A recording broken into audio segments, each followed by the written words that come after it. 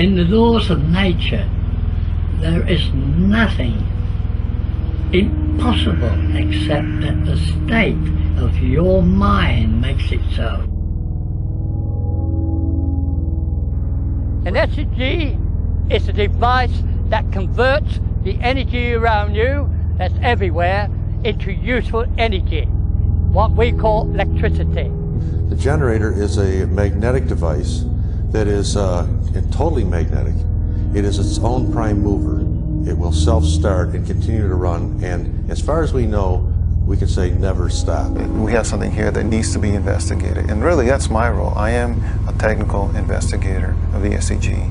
The difference is I'm not willing to sit and just make an opinion. I'm going to make it happen.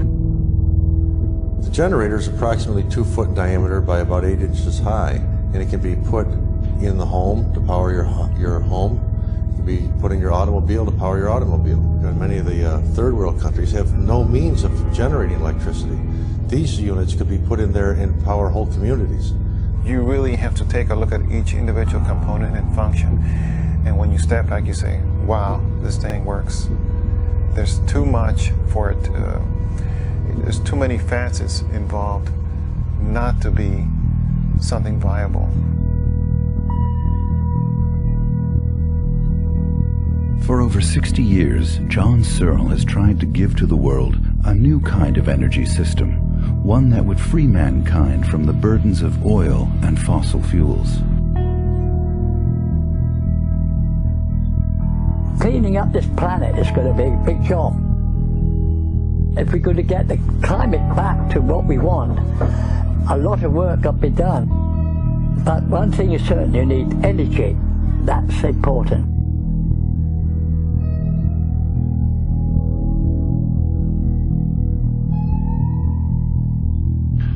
So relatively speaking, it is positive here, negative out here. Air is ionized, current draws in the back of the center, and you have completed the circuit. Now to another good idea, and imagine a machine that could power your house for free.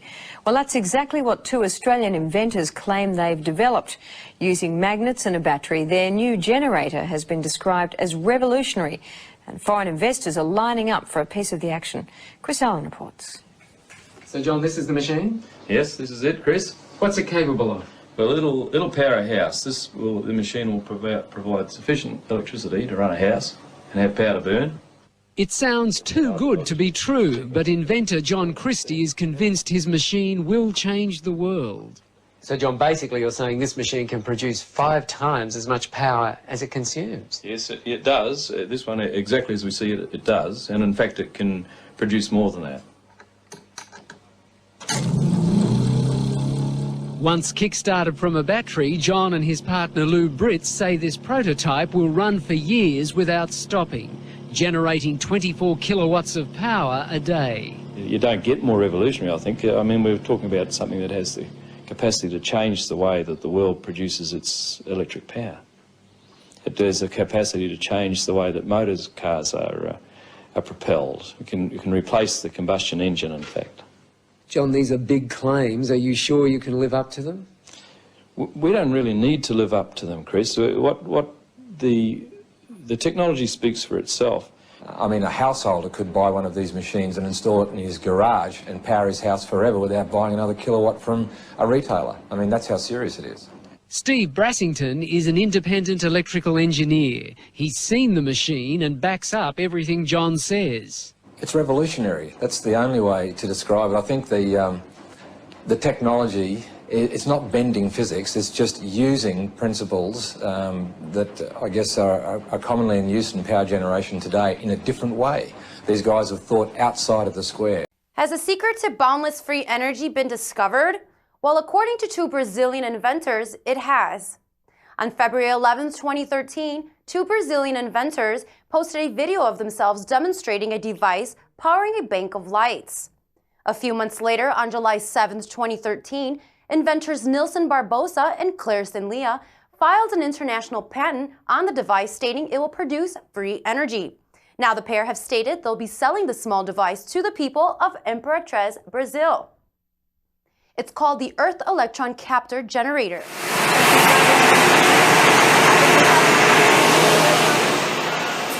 And according to the patent, it works like this. Earth energy is electromagnetic energy that can be instantly obtained to perform work through an electromagnetic field connected to Earth. After initial power-up from any electrical source, a sensor begins to rotate, creating what is known as over-unity power. Over-unity devices have long been criticized because some claim it violates the laws of physics. However, this has clearly not stopped Barbosa and Leah.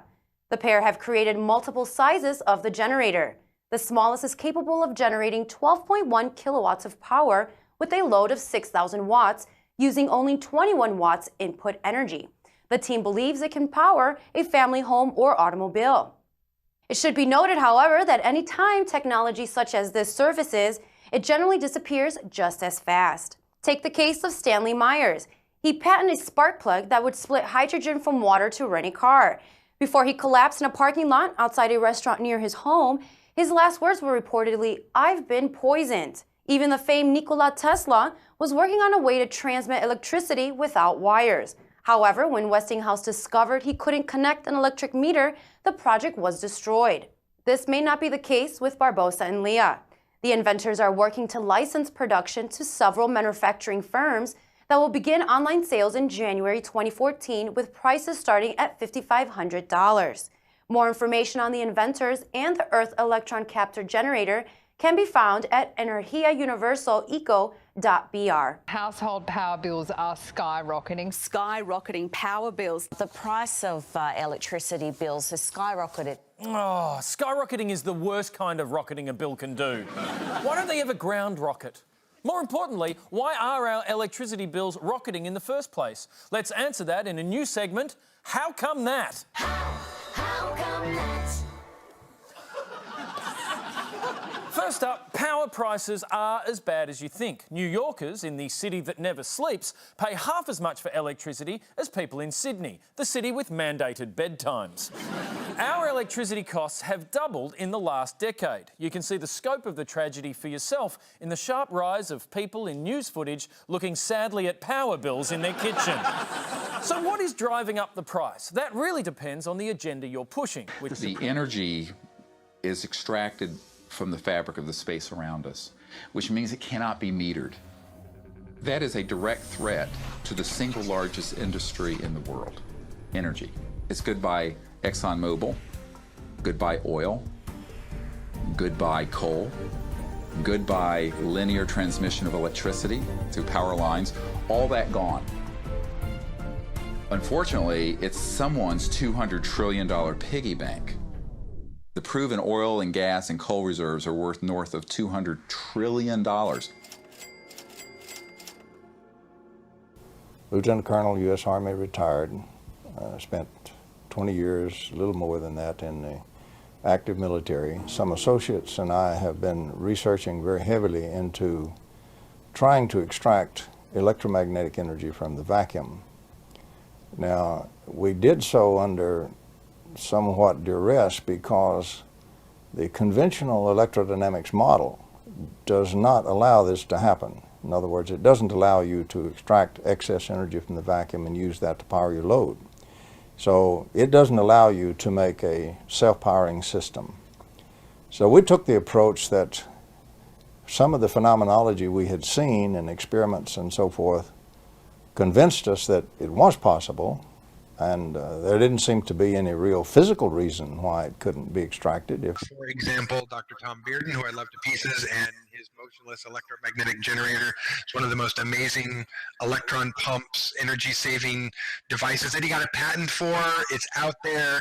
It should be being able to be mass manufactured by now, but watching how his progress has been hampered by all of these industries who either didn't really understand the project or had no interest in wanting to make the project go forward, and how that's taken something that should have been in production back in 2004, a year after he got the patent on it, instead of over 10 years later and still not having a mainline production model of an electron pump that's the size of a bread box that can pump out 10 kilowatts.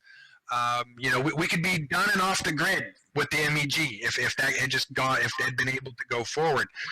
The book that you have now with Tom Bearden, what have you put in the book, John? I've let loose all the inverted circuits Tom and I worked on to prove out what this stuff is. You know, this is on a very minute scale, so people can actually make a working circuit. So Tom and I were happy to let that go into the public domain because we want people to work on this. You know, so they have no excuses anymore. You just get the circuit, make the circuit, don't change anything, and study what it's doing, how it operates. And that's my suggestion to everybody. It's just time to get to work.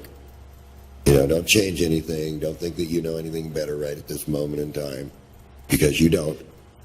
You know, it's you want the circuit to operate just like I said what's there. And then after that, after you get it working, you can make all the changes you want. But up until that point in time, if you make changes, don't expect it to work until you really know what this pulse is and what's going on with these inverted circuits and how the battery is being charged from the inverted circuit.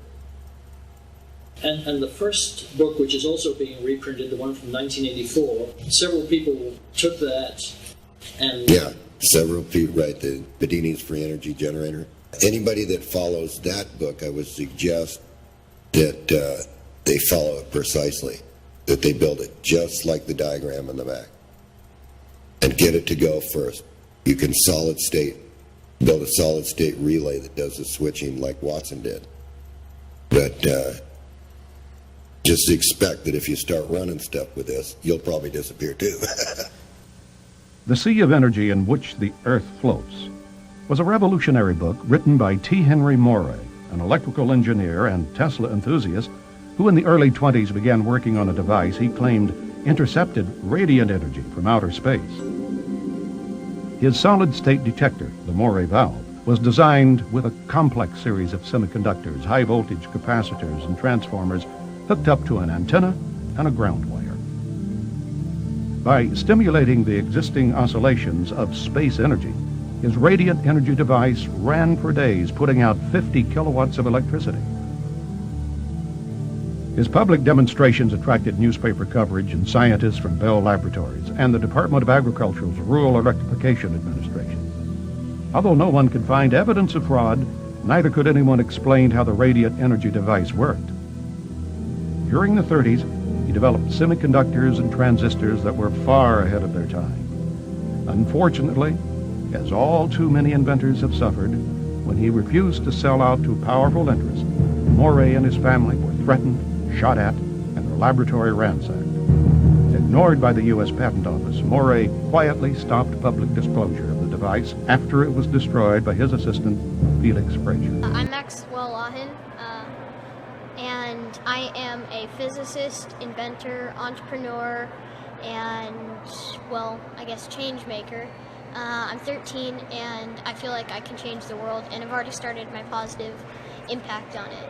My most recent thing, which has gotten me a little bit of attention online, is my energy device, where I extract electromagnetic energy from everything around us and convert it into electrical energy. In other words, a stream of unlimited energy. So, you know. So, do you think you can solve our energy crisis here on planet Earth? I believe I will, and I believe I already have solved the main problem. Now it's just a matter of, you know, getting this out there. And what do you need to be able to get this out there? You just need somebody to watch this video and say, here's some money, or what do you need? Well, all I can think of really is support, you know. Throughout history, people like me have been prosecuted and killed, murdered, and a lot of other very horrible things. And if I have support from a lot of people, I don't think that that will happen in our modern day and age. We're a little bit too civilized for that. So all I'm saying is that if you think the world should be a better place too, then, you know, just support. This information coming out would completely change geopolitical power more than anything since, well, in recorded human history. And it would happen in a generation. I started to examine the breakthrough solutions, and much to my surprise, these concepts have been proven in hundreds of laboratories throughout the world, and yet they have not really seen the light of day. Rather than smashing things together and trying to control the explosion, these new technologies rely on blending, of dancing with what naturally is. I've got the power!